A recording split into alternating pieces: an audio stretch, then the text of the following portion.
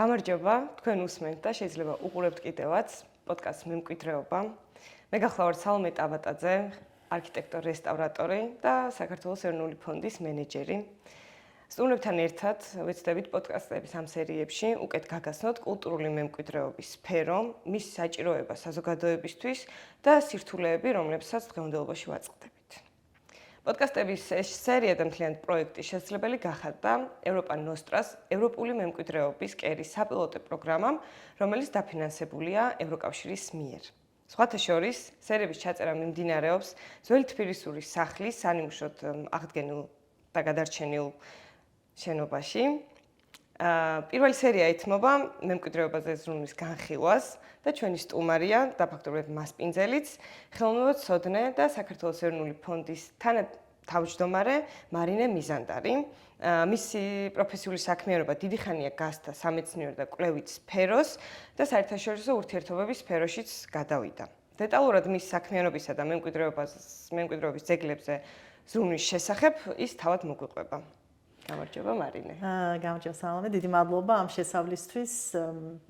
ესე იგი ვიწყებთ კულტურული მემკვიდრეობის ალბათ განმარტებით, ხომ? კულტურული მემკვიდრეობა სხვადასხვაგვარად წარმოჩნდება ხოლმე, სხვადასხვა წყაროებში, დოკუმენტებში, კონვენციებში, სხვადასხვაგვარად განიმარტება. მე მხილავს ყველაზე მარტივი, ესე ვთქვათ, ფორმულირება. კულტურული მემკვიდრეობა არის ხიდი წარსულსა და მომავალს შორის, რომელიც განსაკუთრებულ ზრუნვას საჭიროებს აწმყოში, ანუ ჩვენს სინამდვილეში.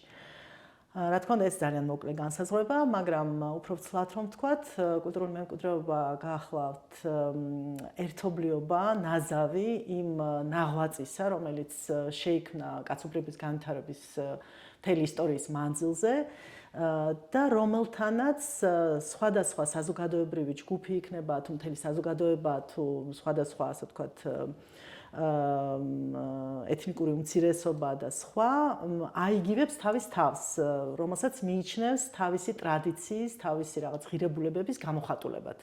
ესეც საკმაოდ ზოგადი განსაზღვრებაა, მაგრამ რომ ჩავშალოთ და დავაზუსტოთ, ესე იგი კულტურული მემკვიდრეობა მოიცავს მატერიალურ და არამატერიალურ მემკვიდრეობას. იმასაც გეტყვით, რომ საუკუნების მანძილზე, ბოლო საუკუნების მანძილზე, ხო, როდესაც განსაკუთრებული ყურადღება მიექცა საერთოდ კულტურულ მემკვიდრეობას როგორც ფენომენს და დაიწყო ეს პროცესი უფრო არქიტექტურული ძეგლებით, ეკლესია-მონასტრებით, რა ვიცი, თუნდაც არა მხოლოდ, უფრო არქიტექტურული ნაგებობებით, ეს იქნებოდა ბერძნული ტაძრები, თქვათ რომაული, შემდეგ შუა საუკუნეების ციხესიმაგრეები თუ სამონასტრო კომპლექსები. თავიდან მაინც რაღაცა შენობებზე იყო აქცენტი, არ შეიძლება არ ვახსენოთ მაგალითად პროსპერ მერიმე, ცნობილი ფრანგი მწერალი და მოღვაწე, ავტორი კარმენის და მატეო ფალკონეს. საკმაოდ ცნობილი ფართო საზოგადოებისთვის, რომელმაც თუ არ ვცდები 1840-იან წლებში ძალიან დიდი სამუშაო ჩაატარა, საფრანგეთში დადიოდა, თავიდან ესე მოხალისეობრივად, მერე რაღაც ინსპექტორიც კი გახდა, ამ ძეგლების დაცვის, ერთ-ერთი ესე პირველი ძალისხმევა იყო ძეგლთა დაცვის ძეგლთა დასაცავად და აღწერდა ხოლმე, ვთქვათ, დადიოდა, მოგზაურობდა მთელ საფრანგეთში და როდესაც ვთქვათ რაღაც კრიტიკულს შეამჩნევდა რომელიმე ძეგლზე, მაგალითად ვეზელეს რომანული ხანის ეკლესია, მისი გადარჩენილია, იმიტომ რომ მან ატეხა განგაში და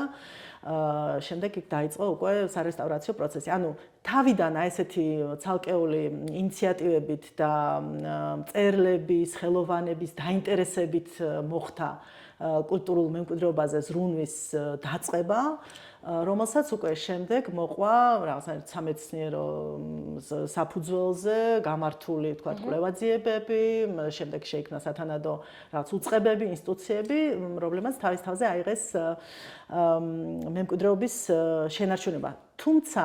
მაინც როგორც აღნიშნე თავიდან, უფრო იყო რაღაც აი მატერიალურ ძეგლებზე კონცენტრირებული ეს ყურადღება, მაგრამ ძირეული გარდატეხა მოხდა მას მერე, რაც მე-20 საუკუნის მეორე ნახევარში ძალიან ბევრი ისეთი, როგორ თქვა, ფუნდამენტური დოკუმენტი შეიქმნა ძეგლთა დაცვის სფეროში, მაგრამ გარდამტეხი კიდევ ერთი ასპექტი, უბრალოდ ერთი ეტაპი არის 2003 წლის იუნესკოს კონვენცია არამატერიალური კულტურული მემკვიდრეობის შესახებ, რომელმაც უკვე მთელი ძალით წარმოაჩინა არამატერიალური კულტურული მემკვიდრეობის მნიშვნელობა კაცობრიობისთვის, ან საზოგადოებისთვის და უფრო ფართოდ კაცობრიობისთვის და შემდეგ საგანგებო ნუსხაც კი შემუშავდა არამატერიალური კაცობრიობის არამატერიალური სოფლიო, ესე იგი მთელი კაცობრიობის, ანუ სოფლიოს მასშტაბით არამატერიალური კულტურული მემკვიდრეობის ნუსხა, რომელმაც რაღაცნაირად იმავე სიმაღლეზე აიყვანა არამატერიალური კულტურული მემკვიდრეობის ძეგლები და ეს არის ძალიან მრავალფეროვანი, ხო? აი ყველასთვის რომ ცხადი გახდეს კულტურული მემკვიდრეობა იმდენად ფართო ცნებაა, რომ იგი მოიცავს, რა ვიცი, მიწათმოქმედების წესებს, ადათებს, რა ვიცი, ტრადიციულ სამზარეულოს, ტრადიციული რეწვის დარგებს, რა თქმა უნდა, სიმღერას, ცეკვას, ანუ ყველაფერს, რაც კი არის დაკავშირებული ადამიანის მოღვაწეობასთან და მის კავშირთან გარემოსთან, თავის გარემოსთან და ქართულში მემკვიდრეობა კიდევ ესეც ძალიან საინტერესოა, რა უშუალოდ მკვიდრთან არის, ხო, ეს ფუძე მაინც ამ ტერმინის გახლავთ მკვიდრი, რაც აი მკვიდრ თემთან, მკვიდრ მოსახლეობასთან კავშირზე მიგვანიშნებს ძალიან ცხადად, ანუ ყველაფერი, რაც კი დაკავშირებულია ამ მკვიდრი მოსახლეობის ადგილობრივი თემის ტრადიციასთან, ცხოვრების წესთან, ხო, შეადგენს კულტურული მემკვიდრეობის საგანძურს ფაქტობრივად და ჩვენ ეს საგანძური განსაკუთრებით მდიდარი გვაქვს და მრავალფეროვანი. საქართველოს საამაყად არის წარმოდგენილი როგორც მატერიალურ, ასევე არამატერიალურ ნუსხებში, მის ტრადიციებით და მთელი დასახლებებითაც კი. თქვენ აღნიშნეთ, რომ მე-20 საუკუნეში უკვე ფორმალურად სამეცნიერო და საერთაშორისო დონეზე დაიწყო ამ ორგანიზაციების ჩამოყალიბება, რომლებმაც უკვე დიდი პასუხისმგებლობა აიღეს, რომ ეზრუნათ მატერიალურ კულტურულ მემკვიდრეობაზე, მაგრამ თვითონ ამ ორგანიზაციებში როგორ წყდება და როგორ ენიჭება მნიშვნელობა კონკრეტულ მემკვიდრეობის ძეგლებს, რომ აი ორ შენობას შორის მაგალითად სოფლიო დონის მემკვიდრეობაზე რომ არ ვისაუბროთ, აი საქართველოს დონეზე თუნდაც, როგორ ენიჭება ორ შუა საუკუნეების ქრისტიანულ ტაძარს შორის, მაგალითად, რომელი არის უფრო მეტად მნიშვნელოვანი, რომელიც შედარებით ნაკლებად. ხო, ზოგადად მივიდივართ აი ძეგლის რაობასთან და ვთქვათ ძეგლისთვის, ანუ ძეგლის სტატუსის მინიჭებასთან კულტურული მემკვიდრეობის ობიექტებისთვის, იმიტომ რომ კულტურული მემკვიდრეობა, როგორც ვახსენეთ, ძალიან მრავალფეროვანია და ბევრის მომცველი, მაგრამ იმისთვის, რომ უკეთ იყოს დაცული კულტურული მემკვიდრეობა და მისი ინტერესები და სწორად განვითარდეს ეს მემკვიდრეობა და სწორად გამოიყენოს საზოგადოებამ, რა თქმა უნდა, შემუშავებულია არაერთი რაღაც მექანიზმი, მათ შორის ძეგლის სტატუსის მინიჭების პრინციპი, რომელიც ხა უამრავი კრიტერიუმი არსებობს და ამ შემთხვევაში ჩვენ საქართველოში ჯერ ძალიან შორს ვართ იმ საერთაშორისო გამოცდილებიდან, რომელიც მაგალითად ბევრად უფრო ფართოდ იხილავს კულტურული მემკვიდრეობის ტიპოლოგიებსაც, ხო, და ახარისხებს, ანუ მაგალითად ბრიტანეთში საბრძოლო ველიც არის კულტურული მემკვიდრეობის ძეგლი, ხო, იმიტომ რომ ისტორიულ მეხსიერებასთან არის დაკავშირებული და რაღაცა მნიშვნელოვან ქმედებასთან ერისთვის. ჩვენთან საკმაოდ მწირია ეს არჩევანი, მაგრამ მაინც გვაქვს კულტურული მემკვიდრეობის ძეგლის სტატუსი, ეროვნული მემკვიდრეობის ძეგლის სტატუსის მქონე ანუ მემკვიდრეობა და მსოფლიო მემკვიდრეობის ნუსხაში შემავალი, ანუ საკმაოდ მწირი ჩამონათვალია, მაგრამ ზოგადად ესეთი მარტივი პრინციპიც არის, რომ თუ ნაგებობა ან რაღაც ობიექტი, ხო, 100 წელზე მეტის არის, იგი უკვე კულტურულ მემკვიდრეობას წარმოადგენს. რადგანაც ისტორიული მეხსიერების ნაწილია და ასე შემდეგ. თუმცა შეიძლება სრულიად ახლო წარსულში შექმნილი, ვთქვათ, მემკვიდრეობა წარმოადგენდეს ძალიან მნიშვნელოვან ფასეულობას, ხო, ჩვენი მეხსიერებისთვის იქნება თუ განვითარებისთვის თუ ტრადიციის შენარჩუნებისთვის. მაგალითად ტელევიზიის შენობა, მაგალითად მოდერნისტული ხო, არქიტექტურა. ზუსტად დიახ საზმაოს შენობა, პირველი არხის, რომელიც მე-20 საუკუნის არქიტექტურის ძალიან მნიშვნელოვანი ურბანული არქიტექტურის თბილისის ძალიან მნიშვნელოვანი ძეგლია, ჩვენი აი ამ ურბანული ქსოვილის, ასევე ძალიან მნიშვნელოვანი საკვანძო ესეთი ურბანული ქსოვილის თბილისის, ხო, ეს ცირკია, ეს ტექნიკური უნივერსიტეტის შენობებია და ასე შემდეგ და აი ამ კომპლექსის ძალიან ესეთი მნიშვნელოვანი შემადგენელია. და ძალიან მნიშვნელოვანი საზოგადოებრივი ფუნქციის მატარებელიც არის, იმიტომ რომ ფუნქციური დატვირთვა არანაკლებ მნიშვნელოვანია, ვიდრე ვთქვათ მხატვრულ ესთეტიკური ღირებულება, ხო? ან არქიტექტურული ღირებულება. ასევე მინდა აღნიშნო, რომ კულტურულმა მემკვიდრეობამაც ამ ცნებამ იცვალა სახე, აი ასევე მე-20 საუკუნის მეორე ნახევრიდან, იმიტომ რომ თუმცაღა იყო ამის წანამძღვრები უფრო ადრეც და შეგვიძლია ვახსენოთ კონკრეტული მაგალითებიც, მაგრამ აი რისი თქმა მინდა იცით, რომ თუ კი ადრე მემკვიდრეობა იყო გაიგივებული რაღაცა მაღალ ესთეტიკურ, რაღაცა ხო, მშვენიერ და ესეთ ესთეტიკურ ღირებულებებთან უფრო, ხო? შემდგომ ეს დამოკიდებულება სრულებით შეიცვალა და თქვათ შეიძლება ისეთი თქვათ ნაგებობა, რომელმაც თავის დროზე რაღაცა ძალიან დიდი მნიშვნელობა შეიძინა ქვეყნის განვითარებისთვის, ხო, მაგალითად იტალიაში ესეთი მაგალითი მახსენდება Fiat-ის ქარხანა, რომელიც შემდგომ ანუ გაუქმდა, მაგრამ ეს ჩათვალეს, რომ ეს ნაგებობა ძალიან ღირებული იყო არა მხოლოდ არქიტექტურულ ესთეტიკური თვალსაზრისით და არ იმდენად სწორედ ამ თვალსაზრისით, რამდენადაც თავისი დატვირთვით, თავისი სოციალური ფუნქციით, თავისი განვითარებით, აი ამ და ქვეყნის განვითარებაში შეტანილი წვლილისთვის და შემდგომ იგი ესე გაძეგლდა, რა თქმა უნდა და იქ რაღაც საზოგადოებრივი ფუნქციის თვალსაზრისით საბავშვო ბაღის საბავშვო ბაღმა დაისადგურა. ანუ და დღესაც არის ერთ-ერთი ღირსშესანიშნაობა როგორც ინდუსტრიული არქიტექტურის ნიმუში. ანუ საერთოდ როგორც კულტურამ იცვალა, თვითონ კულტურის ცნებამ იცვალა სახე და ბევრად უფრო გაღრმავდა, ანუ სიღრმისეული გახდა და კულტურა დღეს აღარ განიხილება მოწყვეტილად სოციალური განვითარებისგან, ხო, საერთოდ ადამიანის პიროვნული განვითარებისგან, ადამიანის უფლებებისგან, ეს ყველაფერი ერთ ჭრილში განიხილება, ასევე აი ამ ჭრილში, ადამიანის უფლებების ჭრილში განვიხილავთ დღეს კულტურულ მემკვიდრეობასაც. დიახ, თქვენ ძალიან უჩვეულო მაგალითები ახსენეთ, რომელიც საზოგადოებისთვის შეიძლება უცხო იყოს, რომ ქარხანა რატომ გახდეს მაგალითად კულტურული მემკვიდრეობა. და ზოგადად შენობებთან მიმართებაშიც არ არის დიდი კავშირი განსაკუთრებით, რომლებიც ხანდაზმულობაც არ არის ძალიან დიდი და არ იციან იმის მნიშვნელობა, რატომ შეიძლება ძეგლი იყოს ეს გახდეს კონკრეტული შენობა. და აი ეს თემა რომ გავაგრძელოთ, რატომ არის ზოგადად მნიშვნელოვანი კულტურული მემკვიდრეობის ძეგლებზე ზრუნვა? ეს ახალი იქნება თუ ძველი? აი რატომ უნდა ვინარჩუნებდეთ შენობებს, სახლებს, ძველ თუნდაც ოდასახლებს იქნება ეს თუ საკათედრო ტაძრებს, ხო? რას აძლევს საზოგადოებას მემკვიდრეობაზე ზრუნვა? ხო, ეს ძალიან კარგი შეკითხვაა და ალბათ უმნიშვნელოვანესი, იმიტომ რომ ჩვენ ზოგადად ვერ ვაცნობიერებთ ხოლმე ასევე ბოლომდე სიღრმისეულად რამდენად მნიშვნელოვანი როლი აქვს კულტურულ მემკვიდრეობას საზოგადოებისთვის, მისი განვითარებისთვის, მისი ჰარმონიული განვითარებისთვის, საერთოდ ქვეყნის მდგრადი განვითარებისთვის, სოციალური, ეკონომიკური და თითოეული ადამიანის კეთილდღეობისთვის. ეხლა ასეთ კონვენციების ენით რომ გესაუბროთ,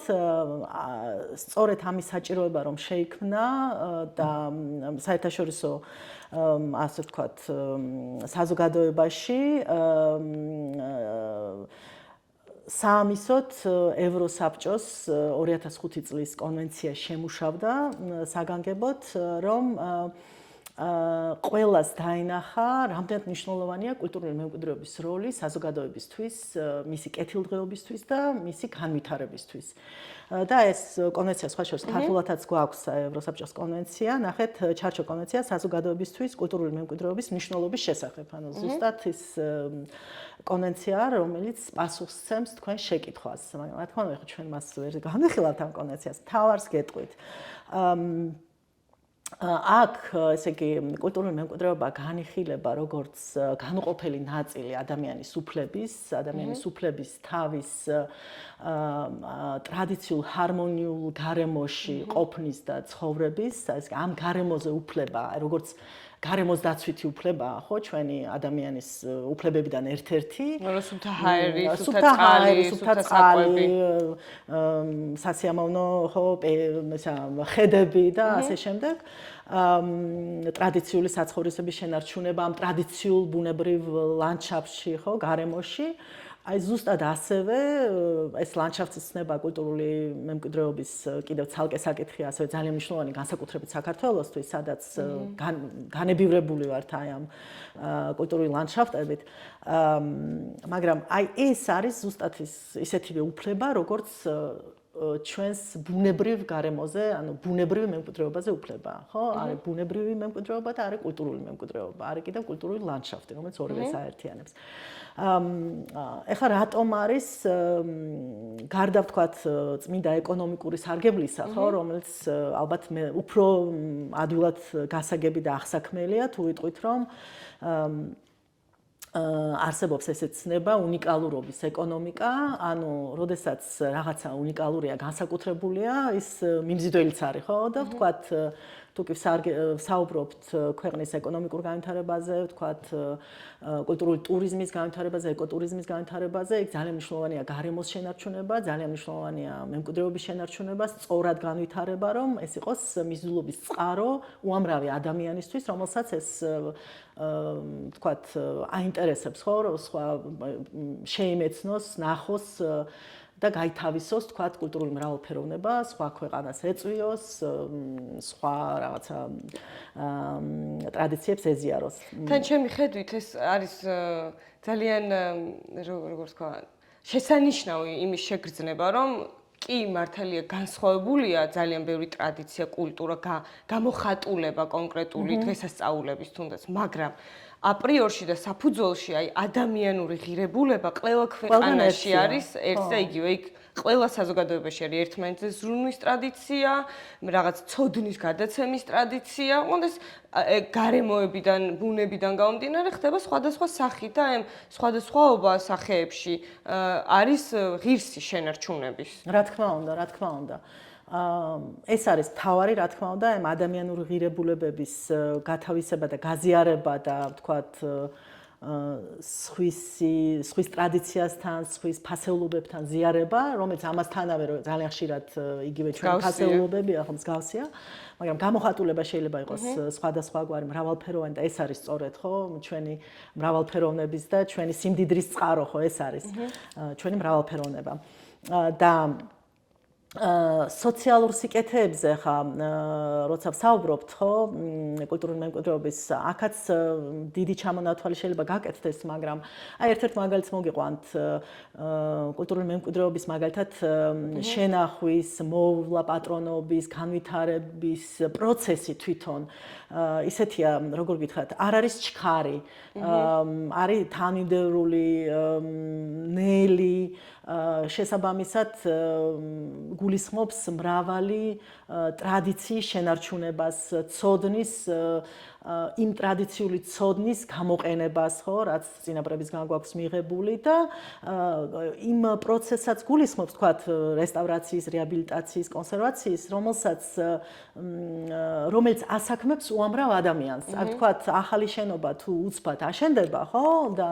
თქვათ, ერთ წელიწადში შეიძლება არც ისეთი დიდი, თქვათ, ნაგებობის რეაბილიტაციას შეიძლება 2 წელი დაჭირდეს, ან 3. ანუ დასაქმების წყაროც არის. ანუ კეთილდღეობის წყარო ამ ხრივაც არის, რომ იგი არის რაღაცნაირად თემის თუ ეხა ადგილობრივ თემზეა, რომელიღაცა ვთქვათ რეგიონში რაღაც ძეგლის აღდგენაზე ალაპარაკი, იქ რა თქმა უნდა თემის მობილიზება ხდება და ესეც სოციალური სიკეთეა, ხო, როდესაც ადამიანები რაღაც საერთო მიზნის გარშემო ერთიანდებიან. მაგრამ ზოგადად აი ესე ძალიან მკაცრად და მშრალად რო შევხედოთ, ხო, რეაბილიტაციის პროცესი არის ხანგრძლივი და ძალიან დიდი დასაქმების წყარო. აი ვთქვათ, როდესაც ბევრი ქვეყანა და მათ შორის ჩვენი უმშევრობის პრობლემის წინაშე დგას, დასაქმეს სწორად რომ ვავითარებდეთ ჩვენ კულტურულ მემკვიდრეობას და სახელმწიფო რომ ისე ზრუნავდეს და სათანადო რესურსსაც გამოყოფდეს ამისთვის, ხო? შესაბამისად უმუშევრობის დაძლევის ერთ-ერთი საშუალებაც იქნებოდა, ანუ სოციალური კეთილდღეობის. თუმცა ხორციელდება სამუშაოები, სარეაბილიტაციო სამუშაოები, როგორც თბილისში, ისე მის გარეთ, მაგრამ ვერ ვიტყოდით, აი ძალიან რთულია, რომ სოფლიო სპექტრში ქართული რეაბილიტაციები და სახელმწიფოს მიერ ჩატარებული რეაბილიტაციები სანიმუშოდ აღვიქვათ. ან რომელიმე სარეაბილიტაციო პროექტს მაგალითად სახელმწიფოს ჩატარებულს, ან სახელმწიფოს ტენდერ გამოცხადებულ და დასრულებულ პროექტს რაიმე სახის ჯილდო მოეპოვებინოს მსოფლიო ასპარეზზე, ხო? ხშირ შემთხვევაში ეს არის სხვა მიზნებისთვის მგონი გაკეთებული და არა უშუალოდ კეთილდღეობის მოტანისთვის და საქმიანობებსაც ეტყობა. ეს არის ზოგადად ფასადის რეაბილიტაციებზე დახარჯული დრო და რესურსი. და ამასთან ერთად მინდა რომ ნელ-ნელა გადავიდეთ სწორედ ამაზე, რომ წარმატებული რესტავრაციის მოდელი როგორ განისაზღვრება? აი რას გულისხმობთ, რასაც ვამბობთ, რომ შენობა, ან უბანი, ან კონკრეტული ძეგლი წარმატებით რეაბილიტირდა, შენარჩუნდა, განახლდა და ასე შემდეგ. კი, ესეც ძალიან მნიშვნელოვანი საკითხია. სანამ ამ წარმატებული რეაბილიტაციის მაგალითებზე გადავიდოდეთ და ზოგადად რეაბილიტაციის და რესტავრაციის პრობლემებს შევეხებოდეთ, მინდა კიდევ ერთ გარემოებაზე გავამახვილო ყურადღება. კულტურული მემკვიდრეობის, ესე იგი, სარგებელი რა არის, ვთქვით, საზოგადოებისთვის, ვთქვათ, სოციალური განვითარებისთვის, მაგრამ და ეკონომიკური განვითარებისთვის, რა თქმა უნდა, მაგრამ ეს საზოგადოება ხომ ადამიანებისგან შედგება, ხო? ანუ ერთ-ერთი მთავარი სარგებელი მემკვიდრეობის არის სწორედ აისახება სწორედ ადამიანის ცხოვრების ხარისხზე. და ესეც ძალიან რთულად, ეცეთ როგორ არის, რთულად გასაცნობიერებელია, იმიტომ რომ არ ვფიქრობთ ამაზე, არ ვფიქრობთ, რომ აი ჩვენ რაღაც სასიამოვნო გარემოში ვართ და ვერ ვაფასებთ, მაგრამ ხანდახან ვაფასებთ და მაგრამ როდესაც ამ გარემოს ვკარგავთ, მაშინ გრძნობთ დიდ დანაკლისს. და ამასთან დაკავშირებით მახსენდება დავით კაკაბაძის წერილი თავის მასთან, ეს არის 1928 წელს მაღაროსკარში დაწერილი წერილი, და რომელიც აი მთელი სიცხადით წარმოგვიდგენს ადამიანისთვის კულტურული მემკვიდრეობის მნიშვნელობას. და ძალიან მოკლედ მოგიყვებით, ესე იგი დავით კაკაბაძე, რომელიც ჩამოდის პარიზიდან და რომელიც ეზიარა და გაიჯერა იქ, გაჯერებულია ამ შტაბეშტილებებით და იქ სხვადასხვა მიმდინარეობებით და დავით კაკაბაძეც გვახსოვს ყველას, რომ არის რაღაც ესეთი რენესანსული ტიპის ფენომენი საქართველოს მე-20 საუკუნის ისტორიაში, რომელიც იყო მხატვარი, მოაზროვნე, ფიზიკოსი, გამომგონებელი, არის უამრავი გამოგონების ავტორი და უდიდეს ხელოვანი და იგი მოინახულებს ხევს, როცა ჩამოდის პარიზიდან, მე მგონი 6 წელს დაყოფს იქ და მოკეთ კარგახანს და ბრუნდება საქართველოში, წავა შატილში, ძრის გადარჩება იქ, იმიტომ რომ წერს კიდეც რომ გაგანია ზაფხულში გავიყინეო. ფეხი წავედი და წამოვედიო, არ ვიცი როგორ გადარჩა საერთოდ და მოკეთ დიდი შტაბეშტილების ქვეშ არის. და მაღაროსკარში უკვე უკანა გზაზე შეაგვიანდება და ვიღაცა მწყემს დაინახავს თხოვს ღამის გათების საშუალებას და ის მიიღებს, რა თქმა უნდა, დიდი სიამოვნებით და მრავალშვილიან ოჯახში მოხვდება, ესე ძალიან გაჭირვებულ ოჯახში და ამასაც კარგად აღწერს და შედის, ესე იგი, უმასპინძლდებიან რაღაც პატარა ტაბლას დაუდგამს მეუღლე ამ კაცის და თბილად მიიღებენ და აი აღწერს ესე ძალიან წირ მას მორთულობას, ასე ვთქვათ, ამ ოთახისას მიწურ სახლში ცხოვრობენ. და უცბად გაუგნებული რჩება, იმიტომ რომ კედელზე დაინახავს რაღაც თექას, ფერადოვან თექას და ესე იგი თვალს ვეღარ მოწყვეტს ამ თექას და იმდენად გაოცდება, იმიტომ რომ მთელი ხა ესეც თუ გახსოვთ, დავით კაკაბაძისთვის ძალიან მნიშვნელოვანი არის სივრცის აღქმა, ანუ ხელოვნების ნაწარმოებს მიიჩნევს სრულფასოვნად, თუ კი ეს ნაწარმოები შეუქმნის სივრცის განცდას და ამაზე ესე იგი მთელი თეორიები აქვს, იქ როგორ მიიღწევა რენესანსში, შემდეგ როგორ ვთქვათ ეს კუბიზმში როგორ ხდება და ასე შემდეგ და სწორედ ხაზთა ჰარმონიით და ურთიერთობით ხო, ხაზოვანი ნახატის და როგორ შეიქმნება სივრცის შთაბეჭდილება და მოკლედ თვითონ ამბობს ამ წერილში რომ უცბად გააცნობიერა რომ თურმე სივრცის შექმნა შესაძლებელია ფერთა თამაშით, მხოლოდ ფერთა თამაშით ყოველგვარი ხაზის გარეშე და გამოყენების გარეშე და ამან ისეთ შთაბეჭდილება მოახდინა რომ ესე იგი დაიწყო ფიქრი იმაზე რომ ეს აუცილებლად უნდა შეისყიდოს ეს თექა როგორმე წაიღოს ჯერ თბილისში აჩვენოს ყველას მერე საერთაშორისო სახელმწიფო წრეებს გააცნოს რომ თურმე ესეთ შედევრები შეიძლება შეიქმნას და სულ სხვა ხერხებით და საშუალებებით და ну მოგეთ აღტკინებული ამ თავის იდეით რომ ეს თექა აუცილებლად ნახავს არა მხოლოდ თბილისს, არამედ პარიზს და შეეტყვის ამ თავის მასპინძელს თხოვს რომ იქნებ მომყიდო ეს თექაო და ეს მასპინძელი რაღაცა გაჩუმდება და პასუხს არ სცემს. ეს არის ჭინჭარაულის ოჯახშია ხუჩლა ჭინჭარაულის და თან დამწუხრდება. შემდეგ დავით კაკაბაძე არ მოეშვება, ესე იგი საღამოსაც კიდევ ცოტა მოგვიანებით კიდევ ძილის წინ კიდევ ზუსტად კიდევ გაუმეორებს ამ თხოვნას და ისევ დადუმდება მისი მასპინძელი უცნაურად, იმიტომ რომ ისე ძალიან თბილად მასპინძლობს ახლა ეს პატარა ოჯახი, თუმცა მრავალშვილიანი. და მოგეთ აი ესეთ გაურკვევლობაში ესე იგი დაეძინება, მაგრამ ვერც იძინებს, იმიტომ რომ სულ ფიქრობს როგორ შეიძლება რომ ეს თექა ყველას გააცნოს და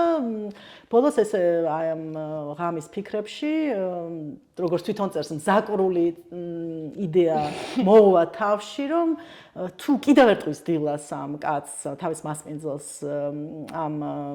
თექის თაობაზე რაღაცას, მაგრამ თუ კი ის გაყიდვაზე კვლავ არ უპასუხებს, მაშინ მზაკრული ხერხი ის იქნებოდა რომ ეთხოვა ჩუქება და დარწმუნებულია რომ ამაზე უარს ვეღარ მიიღებს და იცოდა ქართული ტრადიციები. იცოდა ქართული და მithumetas ახლა ამ ხევსურეთში, ანუ ამ ხევსური კაცის დამოკიდებულებამაც მიახვედრა რომ ეს იქნებოდა ასე ვთქვათ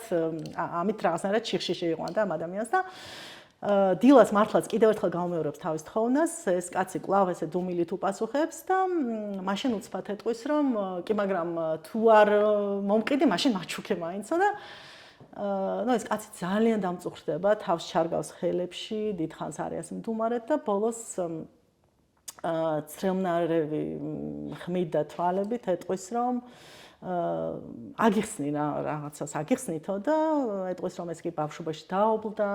ბებიამ გაზარდა, ძალიან მძიმე ბავშვობა გამოიარა, შემდეგ აი ამ თავის მეუღლეს შეხვდა, ბევრი შვილი ყავთ. ყოველდღე დილის 5 საათზე დგება და მძიმე ძალიან დუხჭირ ცხოვრებას ეწევა და ყოველდღე დგას რაღაცა ასეთი არჩევანის წინაშე რომ გააგრძელოს სიცოცხლე თუ არა. ანუ ხანდახან ვფიქრობ რომ აი მძროხებს რომ მივერეკები, ხო არ გადავიჩეხო და გადავჩეხო და ამათან ერთად მეც ხო არ წავიდე ამ ქვეყნიდანო და მაგრამ ეს ბებიაჩემის ნაკსოვი გაკეთებული თექა რომ ახსენდებაო და სახში რომ შემოვდივარ და ამ თექას რომ შევხედაო, ცხოვრების ხალისი მიბრუნდებაო და აი ეს არის სწორედ ის ძალა კულტურული მემკვიდრეობის, რომელსაც ჩვენ სხვა შორის ამ ხევსურს ეს გათავისებული ჰქონდა ალბათ ბევრ ადამიანზე მეტად. შეიძლება იმიტომ რომ რა ვიცი, აი ძალიან დუხჭირ პირობებში იყო და მწირ თუმცა არაჩვეულებრივ ბუნებაში ცხოვრობდა, მაგრამ ხო, განებივრებული შეიძლება იმდანაც არ იყო. და ამდენად მისთვის ეს იყო მისი პირადი კეთილდღეობის, მისი, როგორ თქვა, ხალისის, იმედის, მომავლის, ძალის მომცემი რაღაცა ნიმუში გარდა იმისა, რომ თქვა ბებიის ნაჩუქარი იყო, ის მაშინ სხვა იმ ხელოვნების სიღრმესაც ხედავდა. რა თქმა უნდა, ის ყველაფერს ერთად ხედავდა. თაგონებას, რასაც ზოგადად ხელოვნება იმსახურება ადამიანისთვის, რომ ხო, ანუ ეს ხა აქ ჩვენ უკვე კულტურული მემკვიდრეობის სფეროსაც გავცდით, აქ უკვე ხელოვნების ნაწარმოებზეა საუბარი და ზოგადად აი ხელოვნების მნიშვნელობაზე, ხო? მაგრამ ამასთანავე ეს ხელოვნების ნიმუში ნაწარმოები თექა, ფერადოვანი თექა გახლავთ აშკარად კულტურული მემკვიდრეობა, ხო? იმიტომ რომ თან ბებიასთან დაკავშირებული ბებიის აღდა, რომელმაც გაზარდა. ანუ აქ სხვადასხვა ბმა არის, ძალიან მნიშვნელოვანი. ამ ფერების შექმნა თუნდაც ბუნებრივი საღებავებით, რომლის წარმოება მატყლის მოპოვებიდან დაწყებული. საოცრად როგორც ამ წერილს რამდენჯერაც არ უნდა გადაიკითხო ეს წერილი, სულ სხვადასხვა ფერებად წარმოგიდგება ეს თექა, მაგრამ ყველა შემთხვევაში რაღაცა ზღაპრული და ჯადოსნური აქვს რა ამ თექის იერს ჩემთვის, აი რამდენჯერაც არ უნდა გადაიკითხო ეს წერილი. და ეს წერილი დავით კაკაბას და რაც ხო დასასრულსაც გეტყვით, მაგრამ რომ ეს რომ მოისმინა დავით კაკაბაძეს ისე შერცხვა და ისე ცუდად იგრძნო თავი. ნუ არ ვიცი, აქეთ ბოდიშები უხადა და ნუ ძალიან ძიმე განწყობით, ანუ წარმოიდგინა, ესე იგი, რას თხოვდა იმ ადამიანს და როგორი უსამართლო იყო მისი თხოვნა, იმიტომ რომ მაშინ ამ ადამიანს ფაქტობრივად იმ მემკვიდრეობას ართმევდა, რომელიც მას ასულდგმულებდა. ხო და ეს არის, რა ვიცი, ჩემთვის ადამიანის ცხოვრებისთვის, აი თითოეული ჩვენთაგანისთვის მემკვიდრეობის როლის უკეთ გამოხატვა შეუძლებელია, ვიდრე დავით კაკაბაძემ ეს თავის წერილში ასახა. და ვინ იცის, რამდენი ასეთი ნიმუში დაიკარგა? რა თქმა უნდა, ხეზე კვეთის, ქვაზე კვეთის, ჭედურობის, ოქრომჭედლობა იქნება ეს თუ ოქრომკედობა, ვერც კედობა, ტანსაცმლის, ხო? ამ ყოველფრის რამდენი ნიმუში შეიძლება დაკარგა საქართველოს არასათანადო მოპყრობის და მოვლის გამო რამდენი შთაგონება შეიძლება წავართვით ადამიანებს კეთილდღეობაში რომ მეცხოვრათ და ისე რომ დაუბრუნდეთ ახლა წარმატებულ მაგალითებს რომ რაღაცა სამაგალითოდ აღვიქვათ მე როგორც ვისწავლი და შემდეგ კვლევის ფარგლებში ჩემ პირადი კვლევის ფარგლებში ვაკვირდებოდი მემკვიდრეობა ზრუნვა არ არის მხოლოდ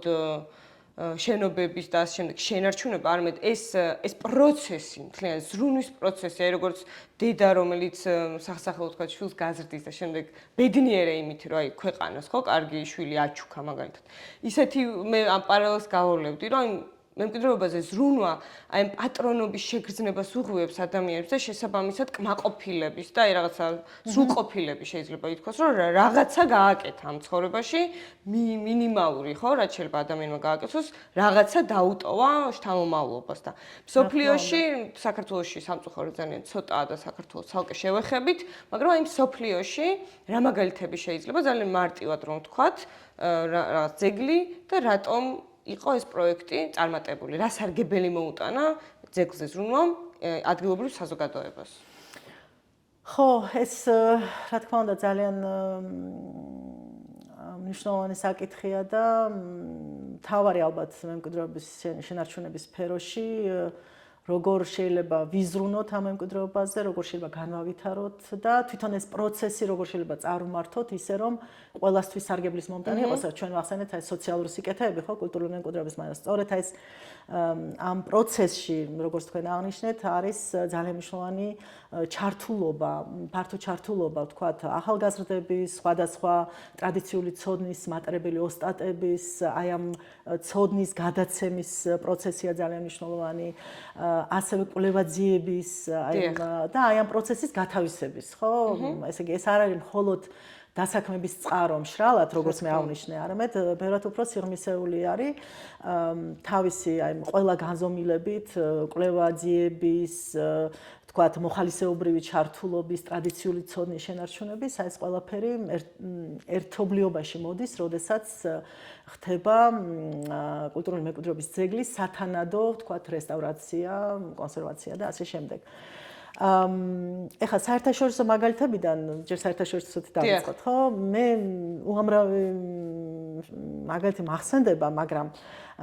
ერთი ორს გამოყოფ მაინც. აი მაგალითად 2013 წელს მომიხდა კუნძულ საარემაზე წასვლა. ვიყავი რაღაც ოფიციალური დელეგაციის წევრი, ეს არის ესტონეთში, ეს გახლავთ კუნძული ძალიან ესეთი როგორ თქვა, მოწყვეტილი ყოველგვარ ცივილიზაციას, მართლაც ესეთი კუნძულია, სადაც მხოლოდ ბორანით მოხვდები ბალტიის ზღვაში და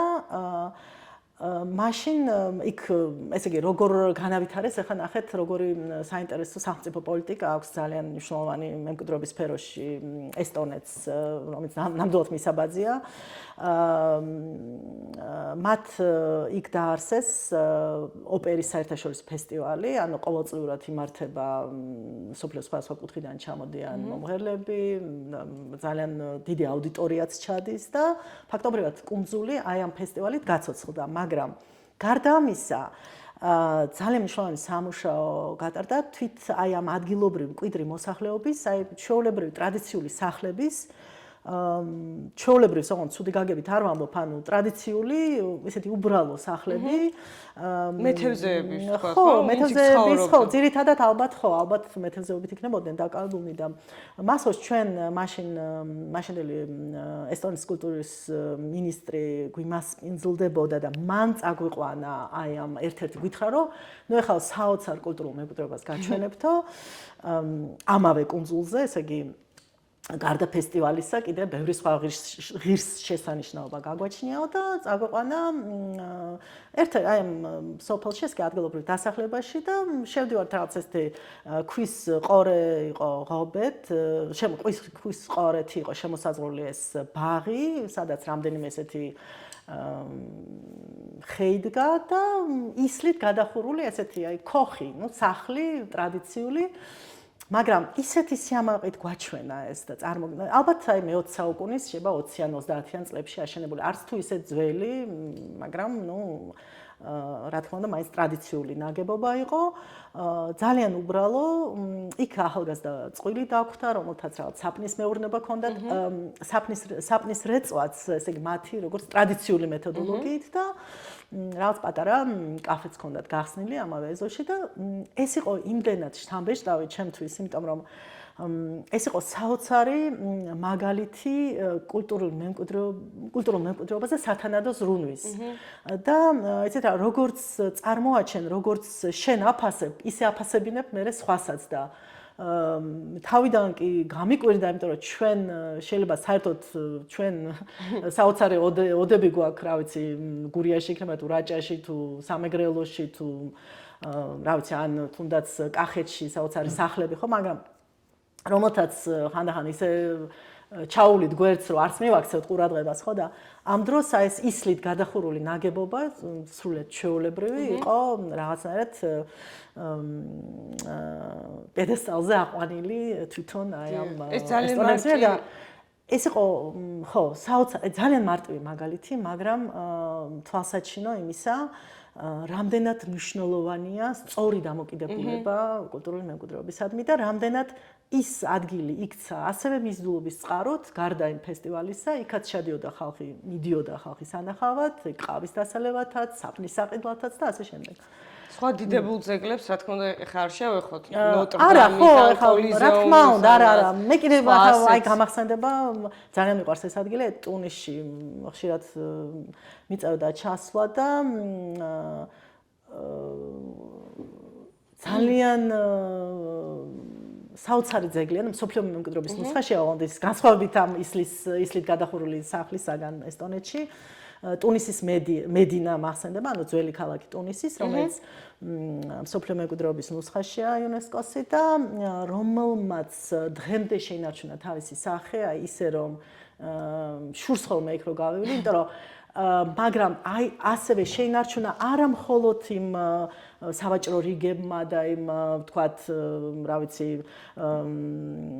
რელიგიურმა ნაგებობებმა და ვთქვათ, აბანოებმა და ასე შემდეგ, არამედ ხალხური რეწვის ოსტატებიც არიან დღეს იქ და მუშაობენ, ზოგი ტყავზე მუშაობს, ზოგი სუნამოს აკეთებს, ზოგი მაგალითად აბრეშუმის დაზგაზეც მინახავს მომუშავე. ერთ-ერთი ბოლო წარმომადგენელია იქ ტუნისში, მაგრამ ტუნისის დედაქალაქში, თუმცა სხვაგან არიან. მაგრამ აი ამ მედინას შენარჩუნებით და სათანადო განვითარებით, თუმცა იქაც არ მიდის იდეალურად საქმე, მაგრამ რა მოხდა იცით? კაპიტალიზმი ხო, ყოველთვის რაღაცნაირად შეინარჩუნეს ის თავისი გამოცდილება, ტრადიცია და აი ეს ხალხური რეწვის დარგები, რომელსაც ჩვენ ძალიან ესე კარგავთ რა. დრითი დღეს სწრაფად, ხო, იმიტომ რომ აი არა გვაქვს ესეთი იქ რაღაცნაირად საფუძველია უკვე შექმნილი ამის შესანარჩუნებლად და ეს თაობიდან თაობაზე გადადის ეს ტრადიცია და ცოდნა და ჩვენ ეს ძალიან გვაკლია. დარწმუნებული ვარ ჩვენ მსმენელს და მაყურებელს ბევრი მაგალითი გაახსენდა საქართველოში თუნდაც ისლით დახურული სოფლების და სხვა ტრადიციების, რომლებიც საქართველოსთვის არის უნიკალური და ღირს შენარჩუნება და საქართველოში რომ ჩამოვიდეთ ახლა და მაინც მიუხედავად ყველაფრისა, თუნდაც ჩვენი ფონდის მიერ წარმოებული რიგი პროექტები წარმატებულად შეიძლება ჩაითვალოს. სწორედ იქიდან გამომდინარე, რომ ჩვენ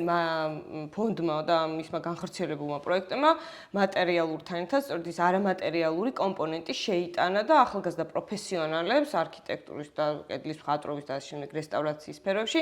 შესთავაზე შესაძლებლობა, რომ მათ მიიღოთ პირდაპირი hands-on practice, ანუ პირდაპირი გამოცდილება რესტავრაციის სფეროსთან, რესტავრაციის სფეროში უბრალოდ. თუ შეიძლება რომ ამ წარმატებულ მაგალითებზეც გვესაუბროთ. ხო, რა თქმა უნდა, ესე იგი მაინც დავიწყებდი არა ჩვენი ფონდის მაგალითით, ანუ ნამუშევარით, არამედ ბეთლემის უბნით დავიწყებდი, იმიტომ რომ რადგან თბილისში ვარ დღეს და თბილისიც ჩვენი ძალიან მნიშვნელოვანი კულტურული მემკვიდრეობაა. ძველი თბილისი, რომელსაც სხვა შორის დიდი საფრთხე ემუქრება და ყოველდღიურად მძიმდება ეს საფრთხეები. აი სამაგალითო რეაბილიტაციის ნიმუში გახლავთ ბეთლემის უბანი, რომელიც ასევე საერთაშორისო დახმარებით გაკეთდა. ნორვეგიის საგარეო საქმეთა სამინისტროს დახმარებით, ან ნორვეგიის სახელმწიფოს დახმარებით მოხდა ესეთი სრულფასოვანი რეაბილიტაცია, რესტავრაცია ბეთლემის უბნის ადგილობრივი მოსახლეობის ჩართულობით, ადგილობრივი ოსტატების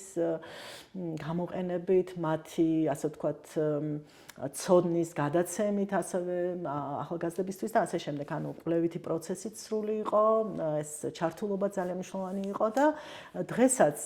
აი თბილისში ჩამოდის სტუმარი, ჩამოგდის და ვფიქრობ საწავიყვან, პირველ რიგში მე ყოველთვის ბეთლემის უბანი მახსენდება, იმიტომ რომ რაღაცა გვეამაყება იქ ასვლა და იქაურობისთვის თვალის ასე ვთქვათ მოვლა. რაც შეეხება ანუ პირველ რიგში ახლა მაინც ამ სახლს ალბათ არ შეიძლება რომ არ ვისაუბროთ, რადგანაც დღეს ჩვენ ვიმყოფებით სივრცეში, რომელიც ფაქტობრივად განწირული იყო თითქმის ძალიან ცუდ დღეში იყო ეს სახლი. ძველი თბილისური საცხოვრებელი, რომელიც მრავალი სხვადასხვა შრის მატარებელია, ანუ 3-4 შრე გამოიყოფა აქ დაწყებული მე-16-17 საუკუნეებიდან ჩვენს ეზოში არის ესეთ ნაგებობა, შემდეგ მე-18 საუკუნის სარდაფი და დღეს სადაც ვიმყოფებით მე-19 საუკუნის შუა წლების სივრცეა და ზემოთ კიდევ აქვს ერთი სართული, ანუ ესეც გახლავთ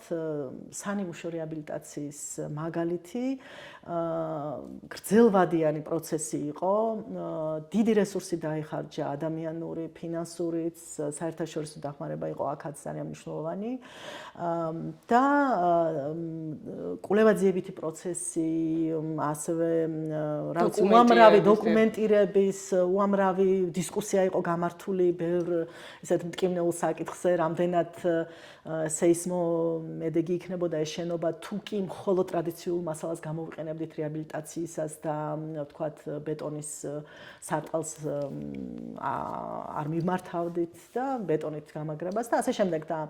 აქ იყო აზრთა სხვადასხვაობა ამ საკითხთან მიმართებით და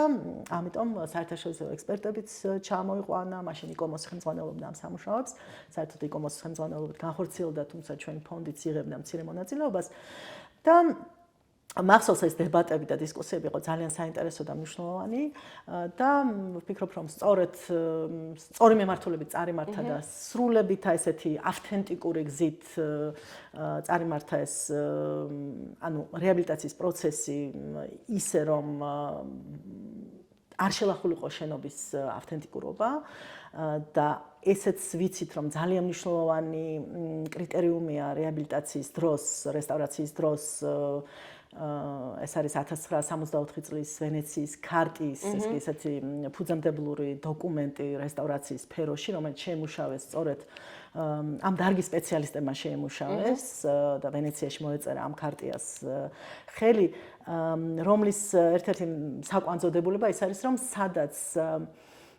იქ სადაც იწყება ფანტაზია, ანუ ჰიპოთეზა, თქვათ, როგორი იყო შენობა და თუ არ იცი ზუსტად როგორი იყო, თუ არ გაქვს შესაბამისი დოკუმენტაცია, ხო, და ვერ ახერხებ იმ სახით აღდგენას, როგორიც იყო, მაშინ აუცილებლად სხვა გზას უნდა მიმართო. ანუ არ უნდა გააყალბო. იქ უკვე თანამედროვეობის კვალი უნდა დაეწყოს. იქ უკვე ჩარევა უნდა იყოს ხილული და მკაფიო და უნდა იყოს დღევანდელი დღის ამსახველი. ანუ და ეს მკაფიოდ უნდა განირჩევდეს. დღევანდელი ჩარევაც, თქო 70-100 წლის შემდეგ იყოს თვალსაჩინო. რა თქმა უნდა, ზუსტად და სადაც და ეს წერია ზუსტად, რომ სადაც იწყება ჰიპოთეზა და ფანტაზია, იქ წერტილი ესმევა შენობის, ანუ ძეგლის ავთენტიკურობას, ანუ იქ და ეს ავთენტიკურობა, რაც იგივე სინაღდეა, ხო, ნამდვილობა, სინაღდე, ასე ქართულად ვთქვათ, ეს არის მთავარი კრიტერიუმი, ვთქვათ, ძეგლის შენარჩუნების. ამიტომ არის, რომ ეს ცოდნა პროფესიული არის ძალიან მნიშვნელოვანი და სწორი მიდგომა, იმიტომ რომ ჩვენ რასაც ვიღებთ წინაპრებისგან, ხო, ჩვენი თაობის ვალია, რომ მაქსიმალურად, აი ეს ვთქვათ, ნაღდი სახით, ავთენტიკური სახით გადავცეთ მომავალ თაობას. ანუ მინიმალური შელახვით, ხო, მისი ნამდვილობის. და თანაც რესტავრაცია არის განგრძობითი პროცესი. რა თქმა უნდა, პროცესია. აწლეულების მანძილზე გრძელდება და მე ხელი შევლება უნდა, მე მოლაპატრონობა უნდა. და ყოველთვის ახალი ინოვაციური მასალა ჩნდება, რაღაც ტექნოლოგია ჩნდება, რომელიც კიდევ უფრო აუმჯობესებს. რა თქმა უნდა, მისი გამოყენებაც არის შესაძლებელი და აი ეს სახლი, ხო, ეს თბილისური ტრადიციული საცხოვრისი, რომელიც სადაც საუკუნე ნახევრის მანძილზე სომეხთა ოჯახი ცხოვრობდა, კონდახსაზოვების, არის სწორედ ერთ-ერთი ისეთი გამორჩეული ნიმუში ტრადიციული თბილისური საცხოვრების რეაბილიტაციის. და არ შემიძლია არ ვახსენო ასევე ჩვენი კოშკიც ისკარაულების, რომლის თქვენც გაქვთ მონაწილეობა, რომლის რესტავრაციაში თქვენც გადარჩენაში თქვენც გაქვთ მონაწილეობა პირადად მიღებული, როგორც მოხალისეს. იქაც ჩვენ ყველა ესე ვთქვი წინასწარული სამუშაო ჩავატარეთ, მაგრამ მთავარი ფასეულობა ამ სარეაბილიტაციო პროცესის და მე ვფიქრობ კარგი შედეგის განმაპირობებელი გარემოებაც ის იყო, რომ იქაც დიდი ჩართულობა იყო ახალგაზრდა მოხალისეების, არა მხოლოდ პროფესიონალების, თქვენ პროფესიონალი ყავით, მაგრამ იყვნენ ასევე სამედიცინო დარგის სპეციალისტები და სხვა დარგების წარმომადგენლებიც, ახალგაზრდები, რომლებიც ეზიარნენ ფაქტობრივად კულტურულ მემკვიდრეობას იქ ამ სამუშაოთი და რომელთათვისაც ეს იყო დაუვიწყარი გამოცდილება, ცხოვრებისეული, ბევრმა თქვა, სხვა შორის ეს რომ ეს გაცდა რაღაც მემკვიდრეობას, გაცდა კულტურის სფეროს და ასე შემდეგ, ეს იყო უბრალოდ ცხოვრებისეული გამოცდილება, ძალიან მნიშვნელოვანი. ბევრს რაღაცა თავისი პროფესიული გზაც შეეცვალა და ასე შემდეგ და აი ყველაზე ფასეული ჩემთვის ეს არის მაინც რა, ეს ჩართულობა, ასევე ადგილობრივი თემისთვის იყო ძალიან მნიშვნელოვანი, იმიტომ რომ იქაც განვითარების სხვა შესაძლებლობები გაჩნდა, სხვა პოტენცია გაჩნდა ადგილობრივ თემში და ასევე როგორ ვთქვა, მათთვის აი ეს სიამაყის წყარო, რომელიც იყო, დარჩა ასევე სიამაყის წყაროთ, ანუ არ ჩამოინგრა ეს კოშკი, არ დაშავდა, არამედ აღდგა და დღესაც ასე ვთქვათ, მყარად დგას და ხო, დასქერის თელს არხოტის ხეობას. ძალიან მნიშვნელოვანი იყო აი ამ სამუშაო პროცესში ტრადიციული ოსტატის ვასკო ნაყეურის ჩართულობა ფშავიდან, რომელიც ჩვენ ძალიან კარგი პროფესიული გუნდი ყავდა, როგორც გახსოვთ, იცით არქიტექტორ რესტავრატორების, მაგრამ ბატონ ვასიკოს ჩართულობა იყო გადამწყვეტი აი ამ პროცესის სწორად წარმართვისთვის და ესეც სხვა შორის ჩვენი არქიტექტორების ნებით და როგორ თქვა, რჩევით მოხდა ამ ადამიანის ასე ვთქვათ სამუშაო პროცესში ჩართვა და ეს იყო ჩემთვის პირადადაც ეს იყო საოცარი გამოცდილება, იმიტომ რომ რაღაცა ეს იყო ცოდნასა და ჯადოს შორის აი ჯადოსნობა რაც არის ჩემთვის ეს ვასკონაყევრის ოსტატობა და ჯადოსნობა ვასკონაყევრის ხელებია და რა თქმა უნდა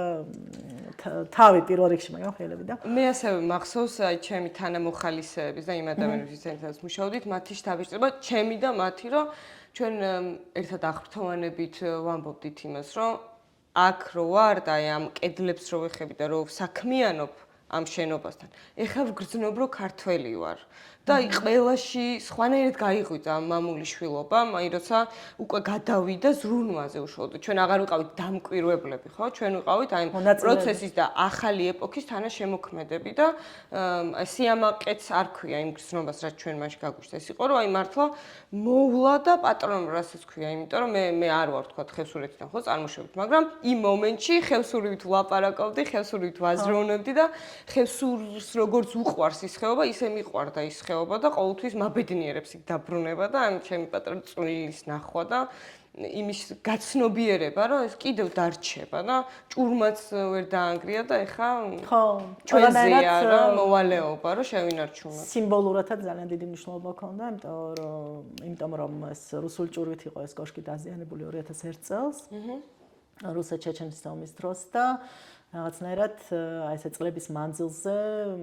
კი შეინარჩუნა თავისი მედეგობა, მაგრამ დიდი საფრთხის ჩამოგრევის დიდი საფრთხე ემუქრებოდა. ხო ეს იყო საოცარი გამოცდილება ნამდვილად და ვუსურვებდი რომ ყველას ჰქონდეს ასეთი შესაძლებლობა. პროექტი შევქმნათ ესეთი, სადაც აი ყველა მონაწილე ახლიდან იგრძნობს რა არის ქვეყნის სიყვარული და ქვეყანას სამშობლოზე ზრუნვა და ბოლოსკენ რომ წავიდეთ უკვე ეს ამოუწურავი თემაა მემკვიდრეობა და მასზე ზრუნვის საკითხი და უკვე თქვენს პირად გამოცდილებაზე რომ გადავიდეთ, აი თქვენთვის პირადად საქართველოში რესტავრირებული თუ თქვათ არარესტავრირებული ან სამომავლოდ აღსადგენი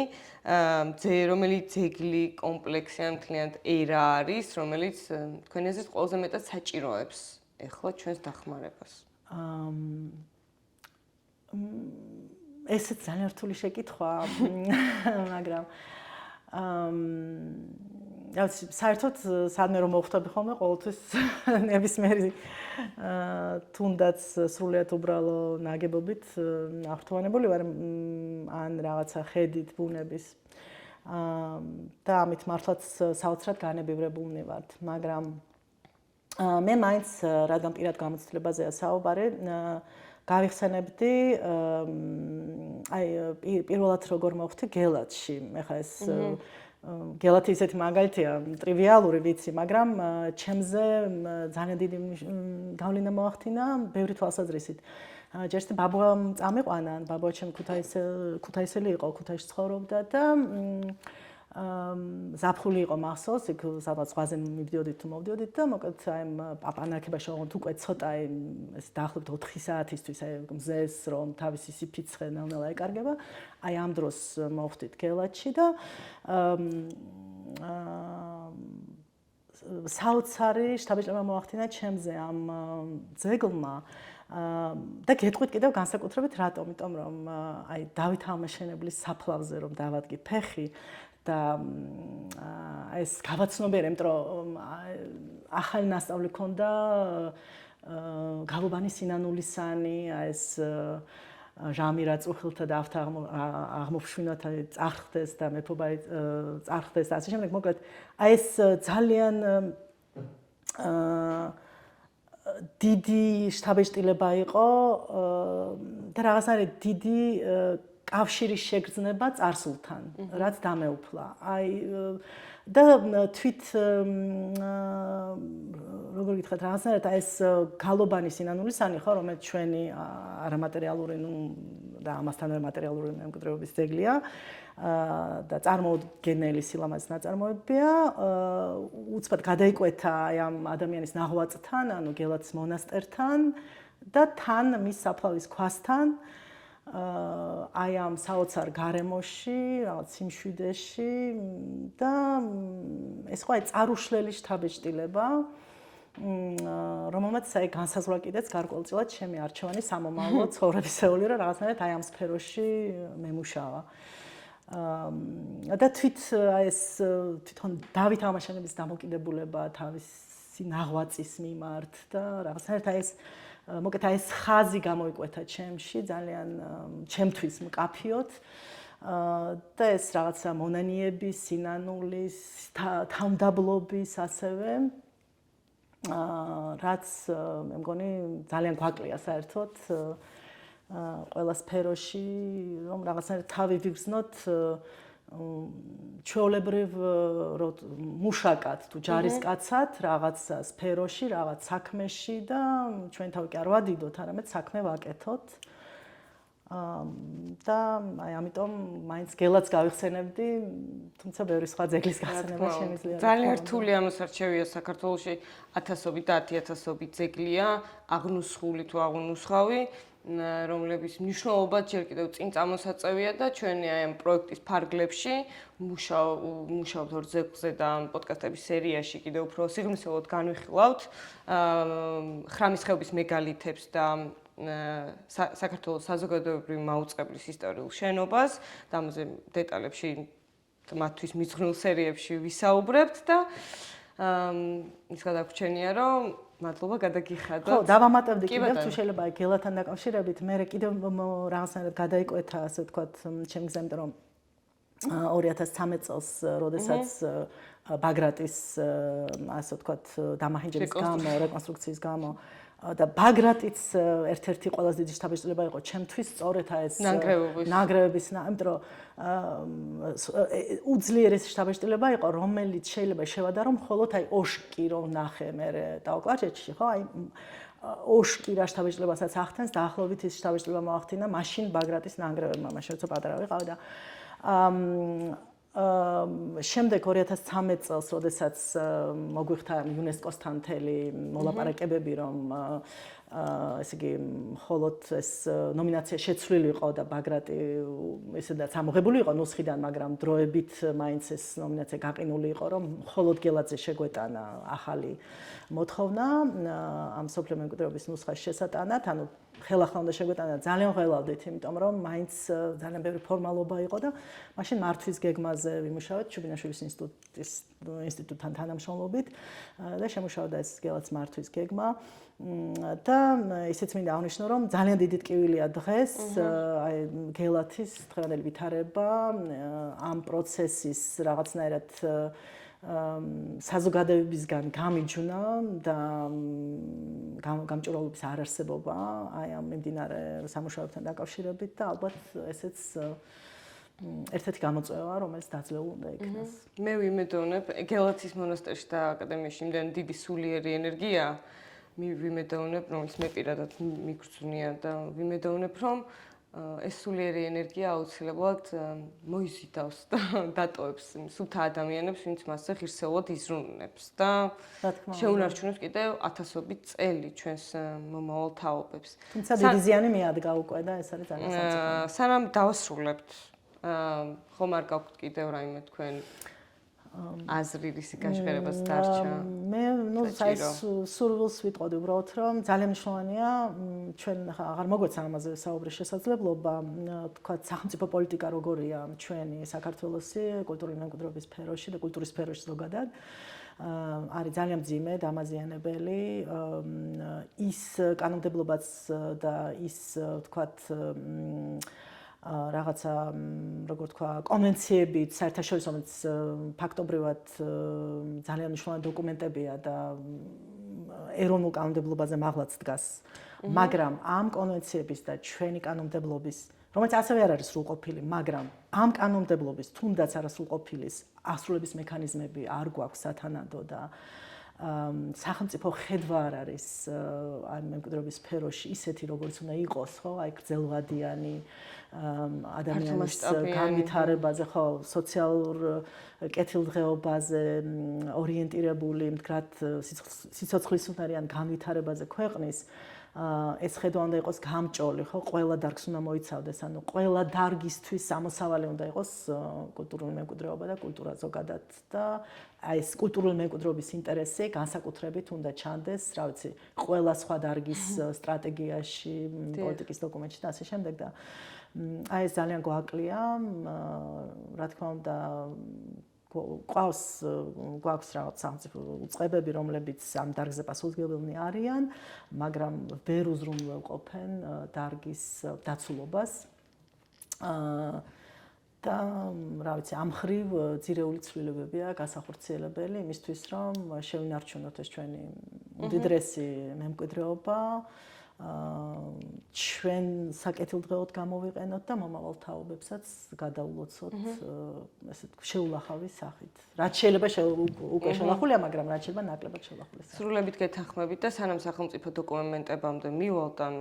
ინსტიტუციურ ცვლილებებამდე, ჩემი აზრით, ეს პოდკასტების სერიაც ამას ემსახურება, რომ საზოგადოებაში ავამაღლოთ ინფორმაცია, ამასთან ინფორმაციული ვაკუუმი გავხსნათ, ესე ვთქვათ, ამასთან დაკავშირებით, რომ ადამიანებს მარტივად გასაგებ ენაზე მივაწოდოთ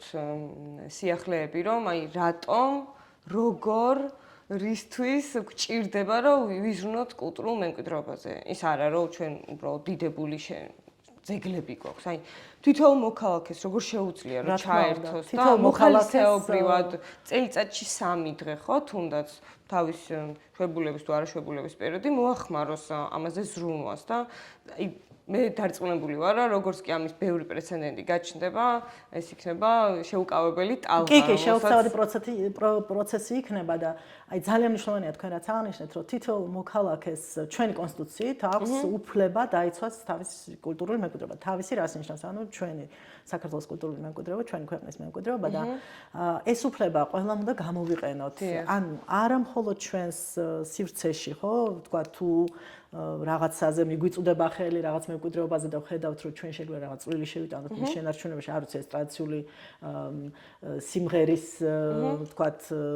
სწავლა იქნება და სხვისთვის შემდეგ გადაცემა თუ რაღაცა ხალხური ეწვის ტრადიციის ან ჩვენს საკუთარ საცხოვრებელში ვთქვათ ტრადიციული ელემენტების შენარჩუნების, ხო? არამედ აი თუ ხედავთ რაღაცა დარღვევას, რაღაცა ესეთ მიუღებელ ხო ჩარევას ყოველთვის შეგვიძლია რაღაცნაირად ვიმოქმედოთ და აი ყველას მოვუწოდებდი რომ რაღაცა ჩვენივე კულტურული მემკვიდრეობის მცველები გავხდეთ ყველანი შეძლებს დაგვარად. ეს იქნება დიდი მადლობა შთამაგონებელი საუბრისთვის. მომეცი მადლობა თქვენს. დიდი მადლობა ყველას ამ სერიის მოსმენისთვის, ყურებისთვის. იმედი მაქვს მიიღეთ სათანდო ინფორმაცია შესავლისთვის და საინტერესო იყო თქვენთვის. კომენტარებში შეგიძლიათ დააფიქსიროთ თქვენთვის მნიშვნელოვანი ძეგლები, რომლებიც ზრუნვას და გადარჩენას საჭიროებენ, რომელიც თქვენ შორი ახლოს არის, ან იქ ნახეთ და თაგონება და ინსპირაცია მიიღეთ ამ ძეგლებზე და ჩვენ ვეცდებით, რომ ეს დიდი ინტერესის მქონე ძეგლებს ყოველთვის შესაბამისი ყურადღება მივაქციოთ. გელოდებით შემდეგ სერიაში.